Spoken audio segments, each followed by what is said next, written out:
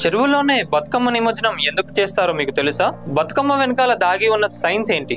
ఈ వీడియోలో చూద్దాం. పూర్వకాలంలో ప్రతి ఊరికి చెరువులు, కుంటలు ఉండేది. ఆ చెరువుల నీళ్లే అటు వ్యవసాయానికి, ఇటు మంచినీటికి వాడుతుండేవారు. వర్షాకాలంలో కురిసే వానలతో చెరువులు నిండేది. చెరువుల్లో కొత్త నీరు చేరుతుండేది. కొత్త నీరు, పాత నీరు కలయికతో నీటిలో సూక్ష్మజీవులైన అమీబా, బ్యాక్టీరియా, వైరస్లు పెరుగుతుంది. అలాంటి నీటిని తాగునీటి అవసరాలకు వినియోగించుకునే అవకాశం ఉండకపోయేది. చెరువుల్లో కొత్త నీరు చేరుతున్న క్రమంలో అడుగున ఉన్న మట్టి పైకి తేలడంతో నీళ్లు నల్ల రంగులోకి గాని, ఎరుపు రంగులోకి గాని మారేది.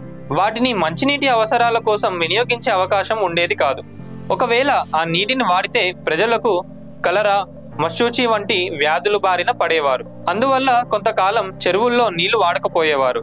కొత్త నీరు చేరిన తర్వాత కొద్ది రోజులకు బతుకమ్మ పండుగ వచ్చేది. 9 రోజుల పాటు బతుకమ్మను పేర్చి పూలతో గౌరీదేవిని పూజించేవారు. ఆ బతుకమ్మను చెరువుల్లో నిమజ్జనం చేసేవారు. బతుకమ్మని పేర్చడానికి ఉపయోగించే పూలలో తంగేడు ప్రధానమైనది. ఇది ఎన్నో ఆయుర్వేద గుణాలున్న ఔషధ మొక్క. తంగేడు పూల్లో ఉండే పసుపు లాంటి పదార్థం సూక్ష్మజీవులను, బ్యాక్టీరియా, వైరస్లను చంపే శక్తి కలిగి ఉంటుంది. బతుకమ్మ సమయానికి చెరువుల్లో నీళ్లు తెల్లగా మారే సమయం ఆసన్నమయ్యేది. ఆ క్రమంలో తంగేడు పువ్వులు చెరువులోకి పంపడం వల్ల చెరువుల్లో నీరు స్వచ్ఛంగా మారేది. అప్పటి నుంచి మళ్ళీ బతుకమ్మ పండుగ వరకు చెరువుల్లో నీళ్లు ఎంతో స్వచ్ఛంగా ఉండేది.